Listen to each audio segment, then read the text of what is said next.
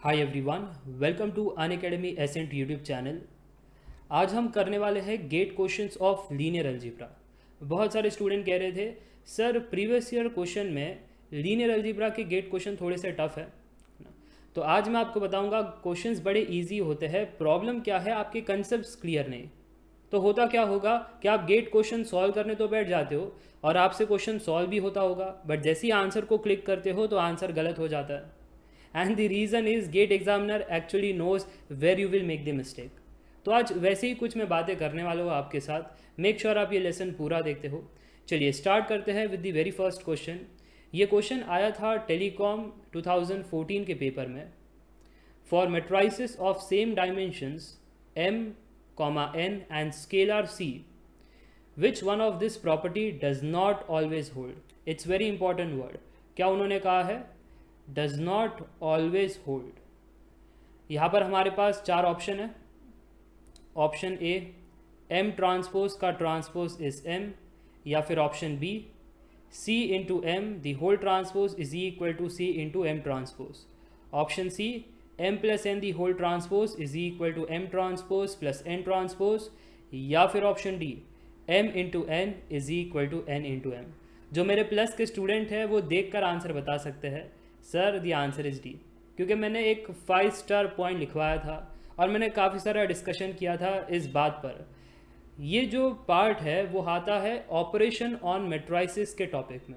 And operation of matrices में बहुत सारी ऐसी छोटी छोटी बातें हैं जो आपको पता होनी चाहिए, जिसमें से ये एक बात है कि अगर आपके पास दो मैट्रिक्स है m एंड n, अगर ये दोनों स्क्वायर मैट्रिक्स है तो फिर तो मैट्रिक्स मल्टीप्लिकेशन पॉसिबल है। बट अगर ये रेक्टेंगुलर मैट्रिक्स हो जाए फिर भी ये मैट्रिक्स मल्टीप्लिकेशन पॉसिबल है, प्रोवाइडेड अगर m का साइज है a क्रॉस b तो n का साइज होना चाहिए b क्रॉस c, तब दोनों के बीच में मैट्रिक्स मल्टीप्लिकेशन पॉसिबल है। ठीक है, तो ये छोटी छोटी बातें आपको पता होनी चाहिए। फिलहाल हमारे क्वेश्चन में उन्होंने कहा है कि दोनों का साइज सेम है, वो स्क्वायर मैट्रिक्स है, तो वैसे तो मैट्रिक्स मल्टीप्लिकेशन पॉसिबल है। बट इसका मतलब ये नहीं कि अगर आप m इंटू एन करो तो वो बराबर आ जाए n इंटू एम के। It's not true. आप एग्जाम्पल के फॉर्म से भी जा सकते हो। इफ़ मैंने एग्जाम्पल लिया 1 2 3 4 और यहाँ पर n की वैल्यू हो गई 10 11 100 एंड लेट अस से 1, है ना। आप m इंटू एन करके देखना and then you perform n into M, the values won't be same.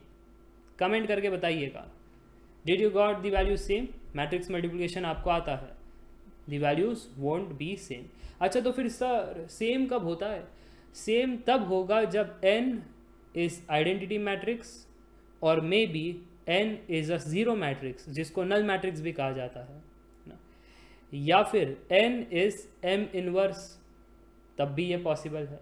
तो मैंने तीन केस बता दिए। अगर n मैट्रिक्स हमारा m इनवर्स के बराबर है, या फिर n मैट्रिक्स हमारा जीरो मैट्रिक्स है, या फिर n मैट्रिक्स हमारा आइडेंटिटी मैट्रिक्स है, तो इन तीनों केस में m into N is equal to n into M. बड़ा सिंपल सा कंसेप्ट है। ठीक है, so this question was very easy, you can solve, but you should know all this important points.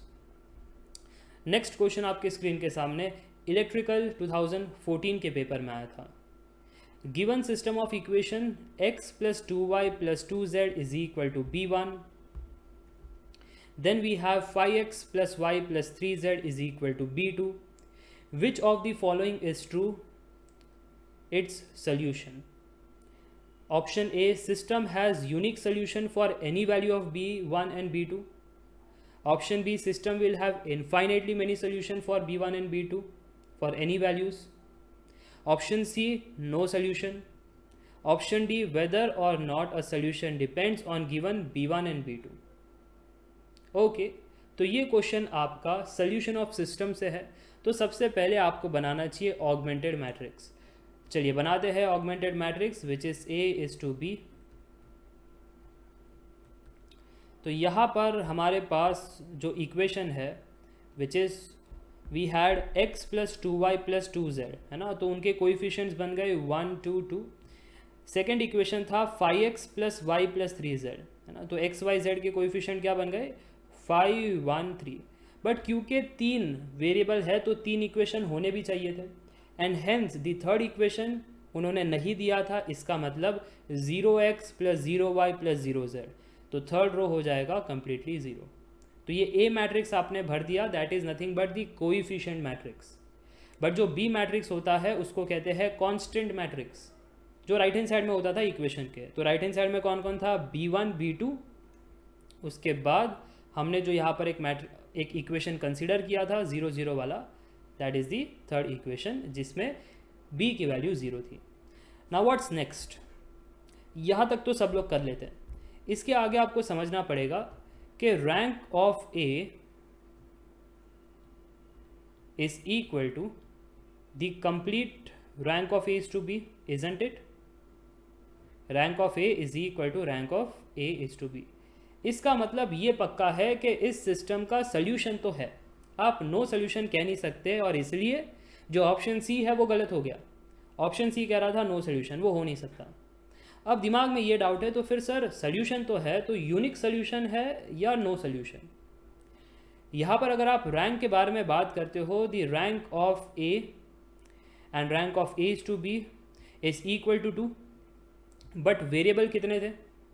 Sir variable तो वैसे थे only 3, variable 3 है और आपका रैंक कम है, तो ये कौन सा कंडीशन हुआ?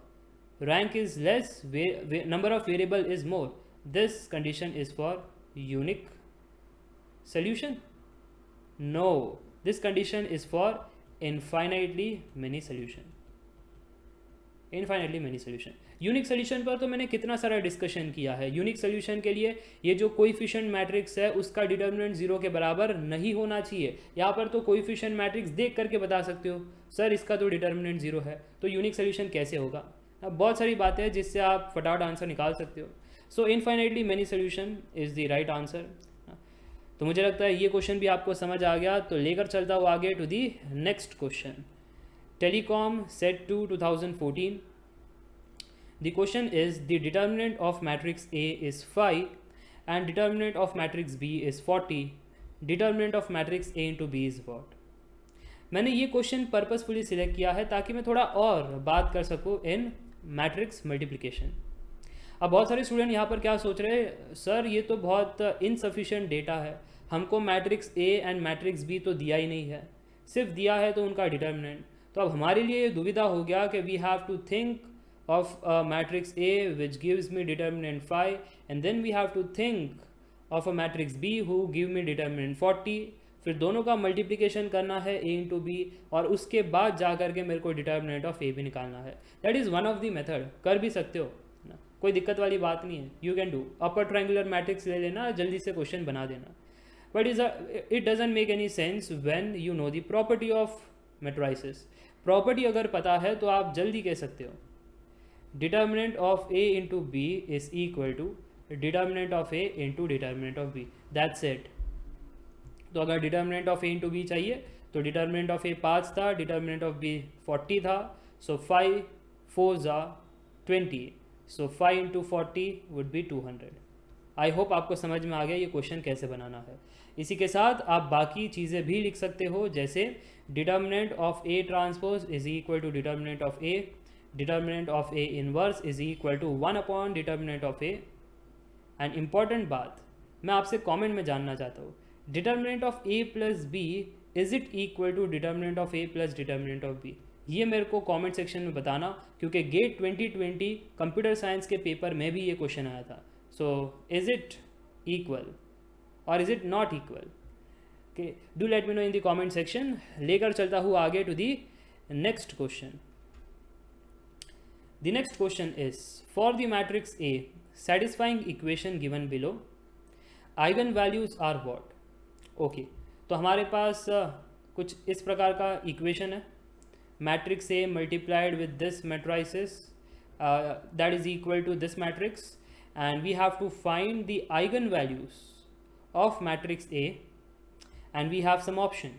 क्वेश्चन बड़ा सिंपल है, उसमें कोई दो राय नहीं है, but how to start this question, that is the next problem. Students को क्वेश्चन समझ में आ जाता है कि मैट्रिक्स मल्टीप्लिकेशन हो रहा है सर, हमको आइगन वैल्यूज़ फाइंड करना है मैट्रिक्स ए का, बट हम फाइंड ही नहीं कर पा रहे। कंसेप्ट आता है eigen values are characteristic root of the equation, अब करे तो करे क्या? So in that case you have to do analysis, आपको करना चाहिए एनालिसिस, चेक ये इक्वेशन में कुछ स्पेशलिटी हो रहा है क्या, because when I am seeing this equation I can see ये जो रो 1 था 1 2 3 वो रो 1 पर ही है, बट ये जो रो 2 था 7 8 9 वो चेंज हो गया, ये देखो रो 3 पर आ गया, और यहाँ पर जो चीज़ें थी रो 3 की वो कहाँ पर आ गया, वो रो 2 पर आ गया। तो कहीं ना कहीं आपके दिमाग में आना चाहिए अच्छा तो यहाँ पर क्या हुआ, इंटरचेंज ऑफ रोज हो गया। और इंटरचेंज ऑफ रोज कब होता है, when you do the matrix multiplication, जब ये मैट्रिक्स ए के पास special form of identity matrix हो। What is now this special form of identity matrix? देखो आइडेंटिटी मैट्रिक्स में होता क्या है, 1 0 0 0 1 0 0 0 1। इसके लिए जब आप एक आइडेंटिटी मैट्रिक्स को एक मैट्रिक्स एम के साथ मल्टीप्लाई करते हो you get the answer as M, है ना। So I into M is M, ये सबको पता है। बट यही अगर आइडेंटिटी मैट्रिक्स में मैंने रोज की पोजीशन इंटरचेंज कर दिए तो फिर अगर आप मल्टीप्लाई करते हो एम मैट्रिक्स के साथ तो आंसर एम नहीं आता, answer will also have that interchange वाला part. So I hope you are getting this idea. कहीं ना कहीं सर ये आइडेंटिटी मैट्रिक्स के रोज को इंटरचेंज करके बना हुआ मैट्रिक्स है, दैट्स राइट। ये जो ए मैट्रिक्स है उसको अगर आप कंसीडर करते हो एज फर्स्ट वाला रो वैसे का वैसे होना चाहिए तो 1 0 0, बट जो सेकेंड रो है वो थर्ड में चला गया तो हम क्या करेंगे यहाँ पर 0 0 1, थर्ड वाले रो को बुला दिया एंड ये होगा 0 1 0। ओके, तो आइडेंटिटी मैट्रिक्स में थोड़ा सा interchange. Now you do the matrix multiplication and check are you getting this, yes you are getting this only and hence I got my matrix A. जैसे ही मेरे को मैट्रिक्स ए मिला तो दो प्रकार के स्टूडेंट होते हैं, एक हमारे भोले वाले स्टूडेंट, सर आइगन वैल्यूज़ निकालना है तो हमको मैडम जी ने पढ़ाया था कि आइगन वैल्यूज़ निकालने के लिए फॉर्मूला का इस्तेमाल करना है। The formula is determinant of A minus lambda I equal to 0। Characteristic equation निकालना है, फिर वो कैरेक्टरिस्टिक इक्वेशन का रूट हमें निकालना है, वही तो होता है आइगन वैल्यू। डेफिनेशन के हिसाब से ये बिल्कुल सही है, मैं इसमें कोई गलत बात नहीं कहना चाहूँगा। क्या इससे सही आंसर मिलेगा? बिल्कुल सही आंसर मिलेगा, बट कॉम्पिटिटिव एग्ज़ाम में टाइमिंग का बड़ा रोल होता है। आपको टाइम समझना पड़ेगा कि कम टाइम में हमें इजी क्वेश्चन बनाने हैं ताकि जब टफ क्वेश्चंस आए तो हमारे पास अच्छा खासा टाइम हो। बहुत सारे स्टूडेंट के पास टाइम ही नहीं बचता इन दी गेट एग्ज़ाम, यही सब रीज़न की वजह से कि आपको फास्ट कैसे सॉल्व करना है ये सिखाया नहीं गया है। नेवरदीलेस मैं आपके लिए यहाँ पर इसलिए ही आया हूँ अनअकैडमी यूट्यूब चैनल पर, ताकि आपको फास्ट टेक्निक्स प्रोवाइड कर सकूँ। चलिए अब बात करते हैं, ये मेथड 1 तो आप होमवर्क करके मेरे को बता देना कमेंट सेक्शन में कि आपको आंसर मिला। मेथड 2 के बारे में बात करते हैं। Method 2 is property of eigen values. Summation of eigen values is equal to summation of diagonal element of the matrix. तो जैसे मैं यहाँ पर डायगोनल बना दिया था तो diagonal element of the matrix are 1 0 0, so summation of diagonal element of the matrix is 1। तो कौन सा ऑप्शन मेरे को सम करने पर 1 दे रहा है सॉरी, तो आपने देखा होगा कि ऑप्शन बी तो बिल्कुल गलत है, वो तो नहीं दे रहा। बाकी ऑप्शन, यस सर, बाकी सारे ऑप्शन तो सम करने पर 1 दे रहे हैं सॉरी। अब मैं आपसे ये पूछना चाहता हूँ कि सेकेंड प्रॉपर्टी यूज़ करेंगे तो क्या सही आंसर मिलता है? What is the second property? Determinant of the matrix is equal to product of the eigen values. So determinant of this matrix A is what? Determinant of the matrix A is,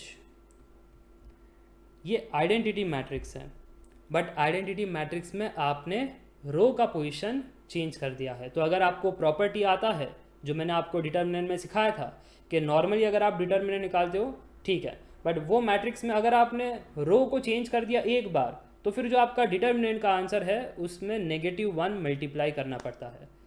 सो वैसे तो identity matrix का determinant 1 होता है, हमने रो को change किया तो answer क्या होना चाहिए डिटर्मिनेंट का? -1। आप मैन्युअली ओपन करके भी देखना, answer would be -1। That is equal to product of eigen values. अब -1 हमें कौन दे रहा है? You have to check that. तो -1 तो ये हमको नहीं दे रहा, product of the eigen values में ये हमको दे रहा है। Is it giving me? Can you see that? यहाँ पर अगर मैं 1 and minus j into j, so it is minus J square. तो अगर मैं ध्यान से देखता हूँ तो जे स्क्वायर इज़ -1, तो यार ये -1 इंटू -1 +1 बन जाएगा, the overall value is +1, so 1 into 1 would be 1। इसका प्रोडक्ट करने पर आंसर 1 मिलता है, तो एक ही सही आंसर हुआ, that is option C, done. Product of the eigen values -1 only in option C. Option A गलत, बी गलत, डी गलत। This is how you can solve the question fast. अगर ट्रिक्स एंड टेक्निक्स आता है तो I hope you enjoyed the class. अगर video पसंद आई तो लाइक कीजिए, शेयर कीजिए, कमेंट करके बताना। एंड ऐसे ही अगर आपको वीडियोस देखना है, follow me on Unacademy platform, वहाँ पर मैं फ्री ऑफ कॉस्ट पढ़ा भी रहा हूँ आपके लिए। और अगर आप पेड प्लेटफॉर्म पर आना चाहते हो and to support me you can use the referral code SJYT। इससे होगा क्या, आपको भी 10% डिस्काउंट मिलेगा और हमें भी सपोर्ट मिल जाएगा, ठीक है। सो SJYT रेफरल कोड है, आप यूज़ कर सकते हो to get subscription on the Unacademy Plus and get instant 10% discount. मिलते हैं नेक्स्ट